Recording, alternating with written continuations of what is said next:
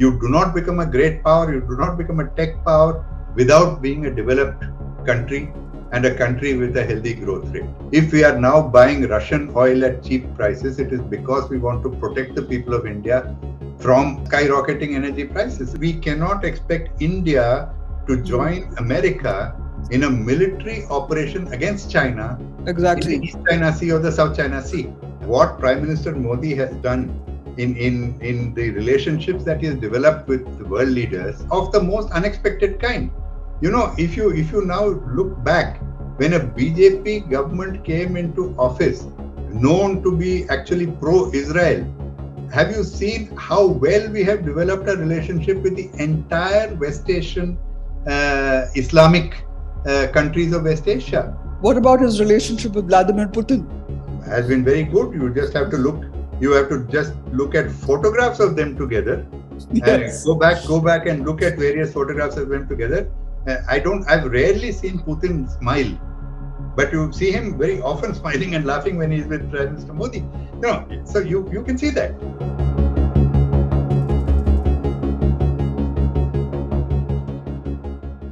Welcome to all our viewers. This will be the first in a series that the New Indian Express is launching on India's foreign policy. It will be called Express Global. I'm Neena Gopal, and I will be hosting these sessions.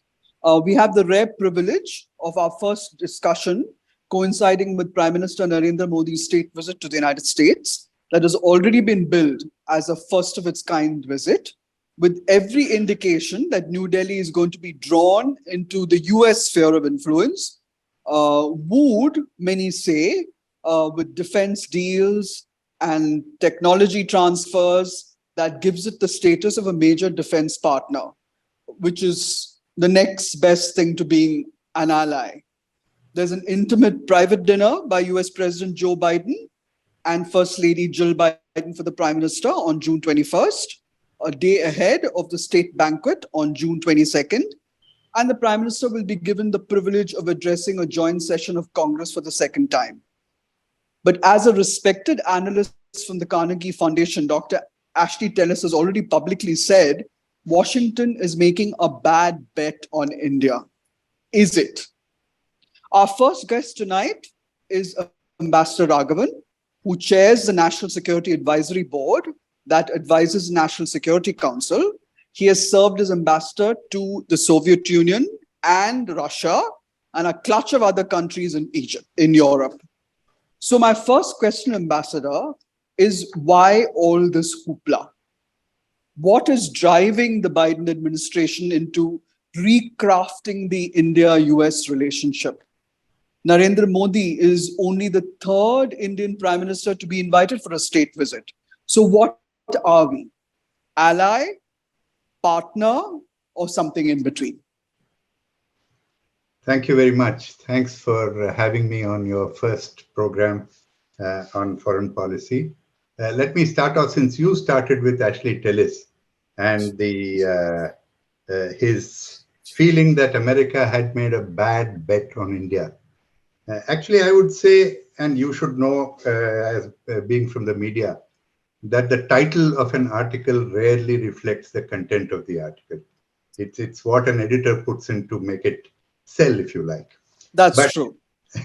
So I think in the course of that article itself, what Ashley Tellis is asking people to do is not to exaggerate the scope of the India-US relationship. Basically, that the reality of the India-US relationship should not be victim to exaggerated expectations. Now, you asked this question, you said that India is moving into the US sphere of influence. You also asked this question of, is it ally, is it partner, is it something else? I think, and also, you've talked about the significance of Prime Minister Modi's visit to the US as only the third Indian leader to have gone on a state visit. Let me talk as somebody who was on one of the state visits of an earlier Indian Prime Minister Atal Bihari Vajpayee. And the India-US relationship actually established its new strategic partnership from that period, from the period of the early 2000s. We should remember that to give context to what is happening now, especially in the context of, all these various, again, it's media and academia and part of what is called the strategic community that talks about the various issues between India and the US because of our stand on Ukraine, because of our And other. also George W. Bush giving us the blessing in 2005 on the nuclear agreement. Yes, yes, yes, yes. But it was George W. Bush with Prime Minister Atal Bihari Vajpayee. In fact, Clinton in his second term as well. Yeah. See, and now if you look at the strategic underpinning of that relationship right from that time, it is what you're talking about today as well, which is the China.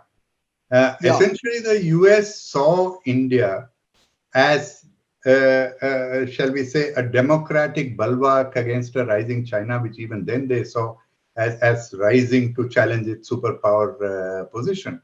So when we talk about the nuclear deal, which you mentioned, the way in which the India-US relationship turned dramatically almost immediately after our nuclear tests in 1998, when the US and its allies actually slapped down enormous sanctions, very harsh Yes. sanctions against India. If you look at Correct. the way in which it turned around, almost by 2000, when President Clinton was in the final years of his presidency, and then George W. Bush, it is this strategic underpinning. Of course, it is also But the it's fact. but hasn't it also taken years for us to also, sort of not kowtow to at least come align ourselves on the same side of the US?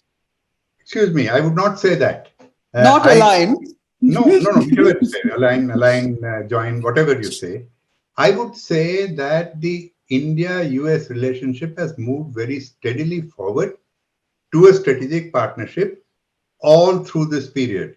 Has it? And I'll tell you what the difference is between now and then.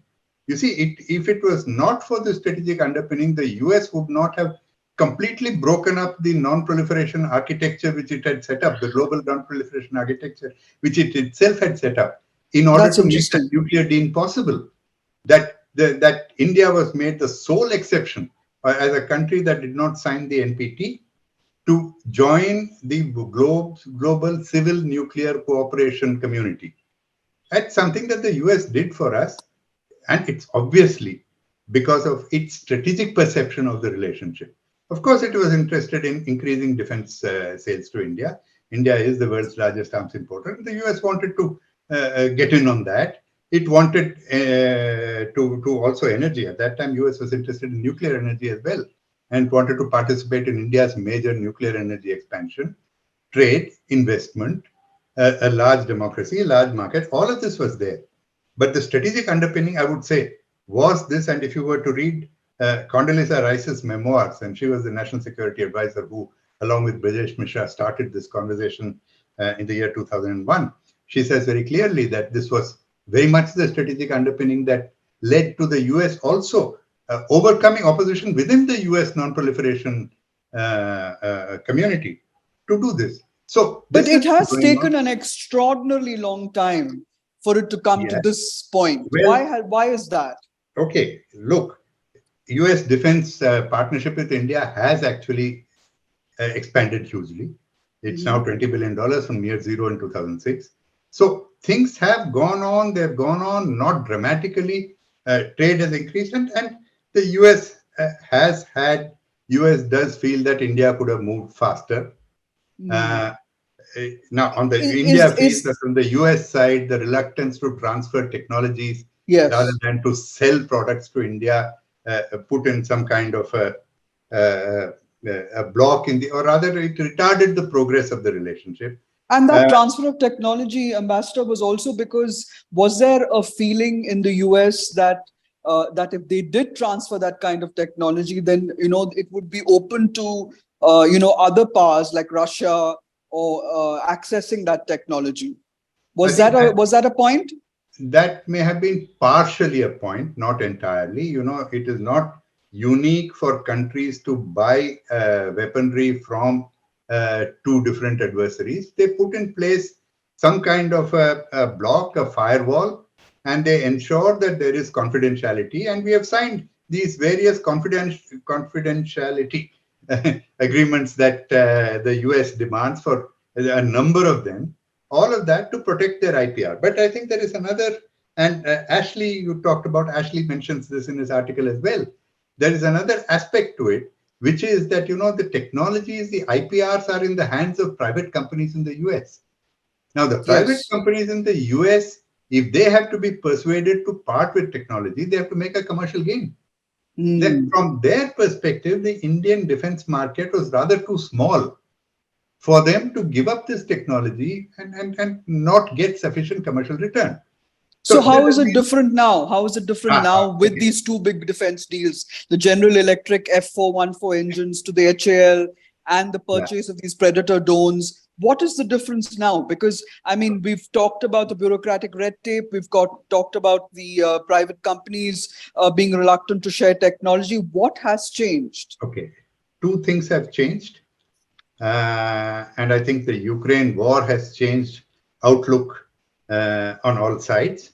But also the fact that you now have, the recent initiative on the critical and emerging technologies that the two national security advisors have launched.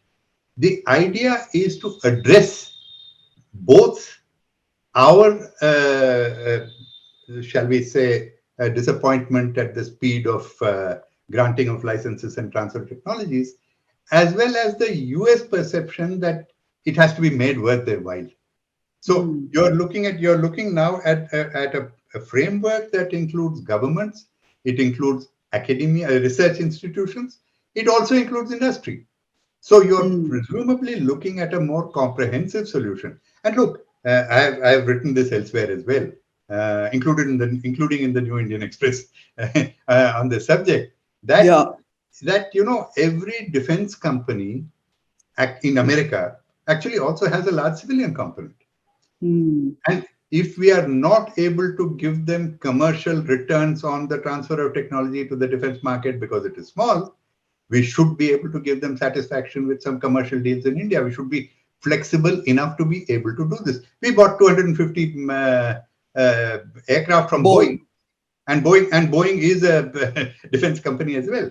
Yeah. Could we not do some kind of a deal, not only with Boeing, but with other companies? See, we have to be imaginative about it. So there is the promise of a more imaginative relationship. Why I say that the Ukraine war has also changed attitude is that, it has been America's intention or America's desire to wean India away from Russia. That's part of its Before we get longer-term to that, strategic ambition. can I just ask you about the Predator drones? Because Yeah. there is going to be no transfer of technology. It's just going to be a straight sale. No. So, I mean, and that is going to be quite a game changer for India vis-a-vis our border, maybe with China and possibly Pakistan. Don't you think so? Sure. And look, even while we have been asking for technologies to be transferred for various defense equipment, we know that when we want state-of-the-art technologies, we need to buy them off the shelf. We need to also combine technology transfer with military sales, which the US has been doing. After all, we bought the S-400 from Russia. Yes. I mean, there was no transfer Which hasn't yet arrived. There was no which transfer apparently has been delayed. Yeah, yeah. I believe which has been delayed. Some supplies have been delayed. Yes, that's because of the Ukraine war. No, so to go back to Ukraine, please go back to Ukraine. My point was to say that we do military sales where it is important, and we want state-of-the-art technology and equipment which we need immediately. So the Predator comes in that category. Like as I was saying, was the S-400. So it is just that, but. We are now looking at a project where jet engines will be developed and manufactured, where we hope that there will be transfer of technologies. So, why the Ukraine war has helped is it has speeded up American desire to open up controls for India to buy stuff, because here is an opportunity to fill a gap which they see has been created by the Ukraine war from Russian supplies. Now, if you look at the Russian supplies again, you see why you asked why has it taken so long? Our dependence on Russian equipment goes back many decades, and it goes back very deep into our armed forces, about 60% of our armed forces. That's So right. we have been diversifying over the years. We have been diversifying. We're buying from France, we're buying from Israel, buying from the US, of course. But disengaging and diluting dependence in defense is not as easy as, say, changing your brand of shampoo or soap. It's Mhm. a far more complex process. And that Mhm. has taken time, together with the fact that, releasing of technological controls by the US has also taken time.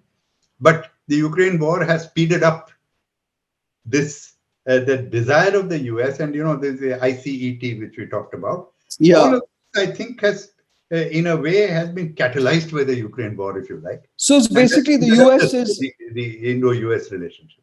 so basically the US is trying to replace Russia, can we say, as our major ally? Because I mean, Russia has been a time-tested ally, right? I mean, even during the Bangladesh war, I still remember the US's enterprise in our waters, and and the frisson of fear that that we all went through as young teens, thinking that the Americans were going to take us over. But are we putting all our eggs in America's basket and not and cutting sort of watering down our ties then with Russia? See, firstly, I think you're talking about a Cold War Yes, it experience. is. The Cold War is gone. The framework of relationships has changed. Hmm. Because the straitjacket of the Cold War was removed, you are now we as India are now in a position of broadening, or came into the position of being able to broaden our network of international relations. That's how in the 2000s our strategic partnership with the US. If you look at the period from 2000 to 2006, 7, 8, for example, it was a period when we strengthened our relations with the US, as I mentioned already, with the strategic partnership. We also created a pretty good modus vivendi with China without diluting our relations with the US. So we were able to manage all three relationships because the inter se relations between the US and Russia and the US and China were not as hostile as it is today. Hmm. That is the reason why we were able to do this, and that's why we've reached the situation of being able to claim a strategic partnership with Russia as well as one with the US. Today, you're in a different situation where this hostility between the US and Russia, and the hostility between US and China, and our own deterioration of relations with China has changed the framework of operation. Now, Absolutely. at the same time, putting all eggs in one basket is not what India wants to do. It is not what India can afford to do. We have a rather complex relationship in terms of our security challenges. If you look at our entire Eurasian landmass, which is to the north of us, and that is where India-China standoff is also taking place across the Ladakh border. Now, Hmm. that landmass is dominated by Russia and China, and in between that is Central Asia, which today is in churn, particularly after the NATO withdrawal from Afghanistan. Now, Yes.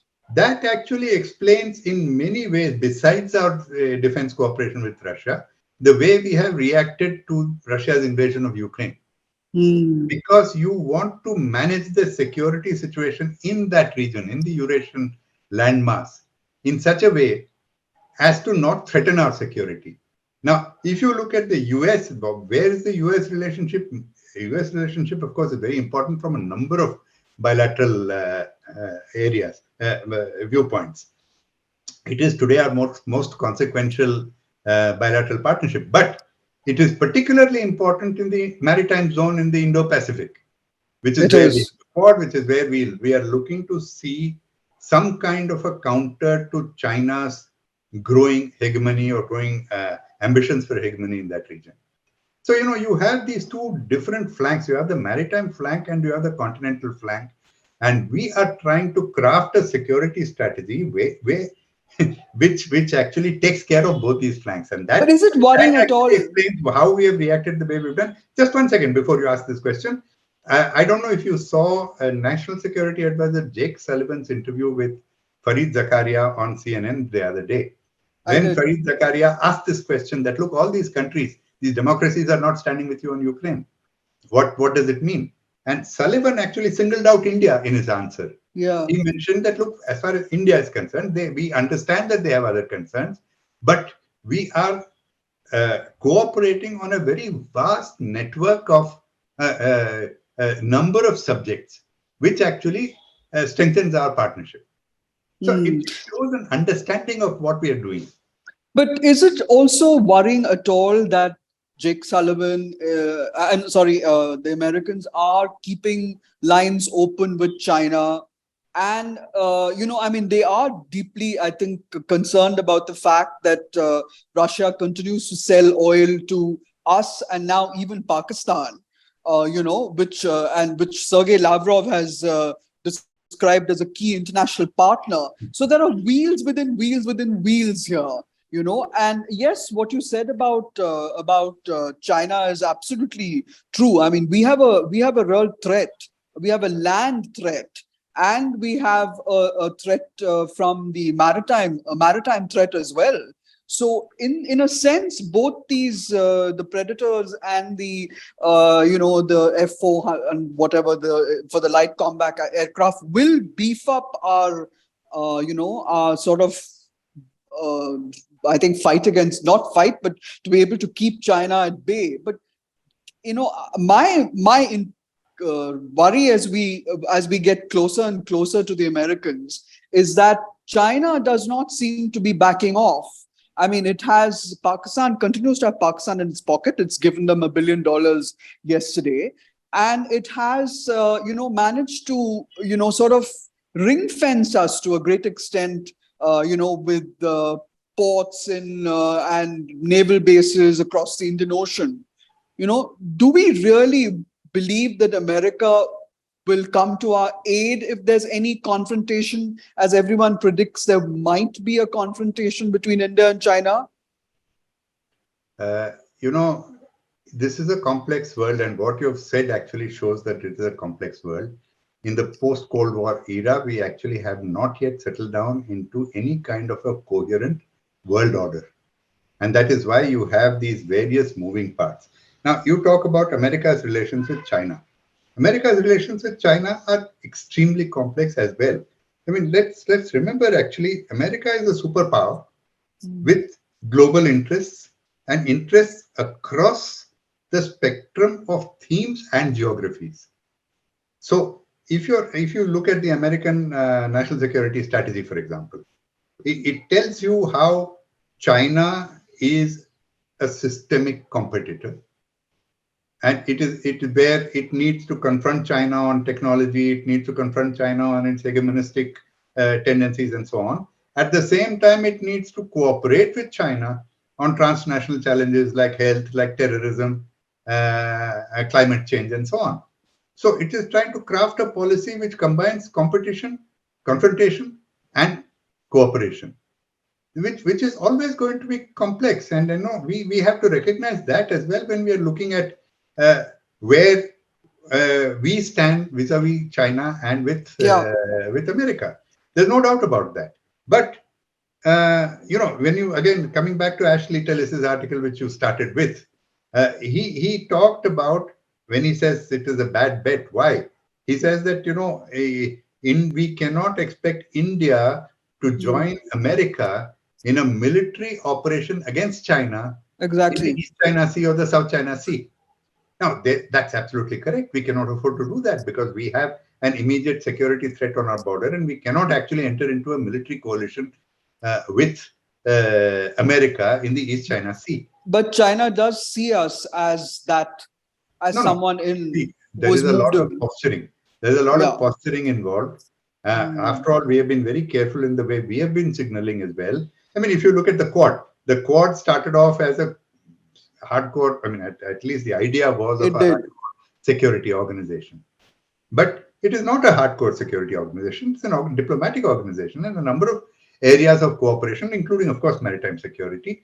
The idea is to discourage China from acting against our interests. And there, all these countries of the Quad, Japan, Australia as well, in addition to India and the US, are joined together in the same with the same objective. So one should not be looking at America as protecting you against China militarily. However, America is the source of defense, as you yourself mentioned, is the source of defense equipment, has been very helpful with intelligence, And there is a whole framework of cooperation, defense cooperation with the US, which will help us in shoring Does up our that mean security. does But that that mean does not mean that military. real time? Does that Excuse me, mean real time intelligence, Ambassador? we Is have that had is that what we're looking at? we have had real-time intelligence exchanges with China and with America. I beg your pardon. So all this comes with our cyber capability, which also has been mentioned, which is part of the ICET as well. Yes. Cooperation in shoring up our cyber capabilities, cyber situational awareness, the entire range of cyber capabilities. So all of these are part of the India-US cooperation, which does not mean you've gone into the pockets as I think you said sphere of influence or whatever. Yeah, But yeah. you see, in No, but today's how do world, we cannot afford to have that. Russia and Beijing and and China do see India as being drawn into that circle, and also they expect India. I mean, they clearly see India being built up as a kind of a tech giant, which will challenge China in that sphere. I mean, that's how the China-US relationship first started, and everyone is now saying that this is where that we are going to be at the middle of a new tech war as well. You see, what you see and what during the Trump administration, what started during the Trump administration was the promise of a US-China tech war. Where and the US national security strategy once again talks about the United States setting the rules of the road for technology. Now, what does that mean? That looks like something like a technology divide, a technology cold war between the US and China. But in the same strategy paper, the US strategy says that we do not want to start a technology divide. So there is actually a contradiction there where somewhere needs to be reconciled. But as far as India is concerned, India does want to become a tech power. And that there is no doubt about it. I think we have the ground for it. We have the capacities for it. And there's no reason why in our effort to become a developed country, in our effort to become a great power, we should not also become a tech power. So this is very much our ambition, and this is where we would like assistance, of course, from the US, but from anybody else who can extend assistance to us. So that's part of our ambition to be a tech superpower, if you like. In fact, US private companies have already invested, they say 54 billion in India. And India has invested $40 billion in the US. So there is definitely, I mean, they've become our largest trading partner, in the last year alone. So yeah. I think the fact that the investments in critical and emerging technologies are coming through is definitely showing the way that the India-US relations are going forward. But all I'm saying is that how does that leave us? I mean, will they actually be able to? I mean, it's a military relationship, a defense relationship. This ISET. And maritime power. So, I mean, there are so many aspects to this to the India-US relationship. Can we actually manage it without getting caught in the middle of of this I mean, China's expansion in Iran. I mean, its relationship with Iran is very interesting right now, because the US has decided that it's going to relook at its at Iran's thing, which is and Iran's always been a very good friend of India's. So we're in the middle of all of these relationships. Even in the with the Saudis and the Emirates and all of that. Can we actually navigate this without falling between two stools? This is the diplomatic challenge, but it is also a diplomatic opportunity. Again, if you come back and look at the development of the global situation after the Cold War, what has really happened after the Cold War was the countries opened up to economic exchanges. Globalization ensured that people, capital, goods, investments moved across frontiers. There was a technology boom.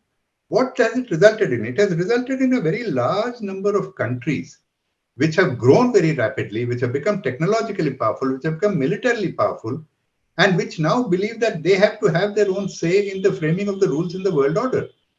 And that is why you have the Saudi Arabias and the Irans and of course India and go further up Indonesia. And why is it that when the Ukraine war broke out, so many countries decided that they want to protect their own interests rather than join flock to condemn Russia? It's not as if Russia did not violate international law. Everyone knows it did. And It yet did. the response has been to protect their interests. It's actually the emergence of a world in which there are very many centers of influence and very many small and medium powers wanting to protect their own interests and wanting to have their own say in the global order. And that is why you see Saudi Arabia behaving the way it did, OPEC behaving the way it did when the Americans wanted to apply pressure to increase production, they cut production. Mm. In UAE, which is actually an ally of the US, the UAE president was in St. Petersburg the other day, along Yes. with President Putin at the St. Petersburg Economic Forum. So a lot of countries are hedging their bets in various different ways. In fact, I think the UAE spokesperson said something to the extent that we want to hedge our relationship. So it is a world in which various countries are trying to protect their interests and to protect their relationships. And India is doing the same. Yeah. Is it also personal? I feel that the chemistry that Prime Minister Modi brings to the table, I mean, his interaction with Biden, his interaction with the Macron, the French. He has an ability to sort of bond with these people. I mean, like he did with Trump also. Do you think it's also got to do with that, and the fact that he connects with the diaspora in such a very big way? I mean, this India's global standing has gone up dramatically because of Prime Minister Modi's, sort of standing on the world stage. Do you think that's also part of the reason that America's wooing us? No, this is it's a very important aspect of our international connect. What Prime Minister Modi has done in the relationships that he has developed with the world leaders in all of the most unexpected kind. If you now look back, when a BJP government came into office, known to be actually pro-Israel, have you seen how well we have developed a relationship with the entire West Asian Islamic countries of West Asia? We've never had as good relations with them as we've had better relations with them than at any time in the past. I mean, the connect that he has with the leaders of West Asia, of every leader in West Asia, while continuing to have connect with Israel. So his personal attributes, his personal leadership in pushing our foreign policy, I think is evident in the kind of standing that India has in the world. There's no doubt about that. What about his relationship with Vladimir Putin? Has been very good. You have to just look at photographs of them together. Yes. Go back and look at various photographs of them together. I've rarely seen Putin smile, but you see him very often smiling and laughing when he's with Prime Minister Modi. So you can see that. I mean, these are things that are evident in the body language and chemistry of Prime Minister Modi with virtually every leader that I've seen. So one last question, Ambassador. I just have a feeling that we have a challenge facing us. I mean, it's not as going to be as smooth as everyone thinks it's going to be. I mean, state visit, red carpet, all of that is all there. But we are at a very India itself has got a challenge because our economy is grown, but there is a vast number of the poor that need to be uplifted as well. So this push to tie in with the US, will it benefit? Will it actually percolate downwards? Is what I mean. I mean, we're in the tech city in Bangalore, but even then, when you go into the outer, Karnataka, you can see the poverty. Do you think that this will transform that at all? Let me say one thing. The foreign policy of any country is first and foremost geared to promoting the national goals of that country. So, if we are doing what we are doing with all these countries, it is to promote the growth and development of India, which obviously is for the benefit of the people of India. If we are now buying Russian oil at cheap prices, it is because we want to protect the people of India from skyrocketing energy prices. We are buying fertilizer, we are buying food at lower prices in order to benefit our people. So every decision that you take in foreign policy or in national security, external national security, is fundamentally geared to promoting the national goal. And the national goal is growth and development of the country. You do not become a great power, you do not become a tech power without being a developed country and a country with a healthy growth rate. Which is why the interesting thing is that the Americans are opening universities also in India, which I think is a great development, because it helps promote, so many of our kids study abroad. The largest number of Indians, have gone abroad to Australia, the UK, Europe, and of course America. So I think that synergy will be good for our countries. Really, education, development exchanges, all these are part and parcel of a robust relationship. Yeah. Thank you very, very much. I must really commend you on the insights you've given us into this relationship. I just have one more question, which is about Modi coming back via Egypt, Prime Minister Modi coming back via Egypt, which I thought was very interesting, because Egypt has had a sort of a mixed relationship with India. It never has been a total ally in that sense. I mean, not an ally, but a buddy in the Middle East. That's a new relationship, which is growing. You have forgotten the origins of the non-aligned movement. Yeah, not so it is a new old relationship, if you like. New old relationship. but the strategic importance of Egypt, you just have to look at a map to see. Yes. And if you look at it another way, is it to offset China again? Is what I was getting to. Look at it this way: it is the last of the West Asian countries that we have now strengthened relations with, tied it up, and Egypt also has a very interesting foreign policy profile, because Egypt has been close to both the Americans and the Russians, and the Americans. So brothers in arms. Sorry? I said we're brothers in arms. Well, we're brothers in arms for other reasons, and not for this reason. But yes, our relations with Egypt have, and President Sisi was here in India not long back in time. You might recall. That's right. So it is a partnership which has recently grown and strengthened, and it is, as I said, of a piece with the other relationships that we have developed in West Asia. That's good. Thank you very, very much. It's been a very enlightening interview. Thank you. Thank you.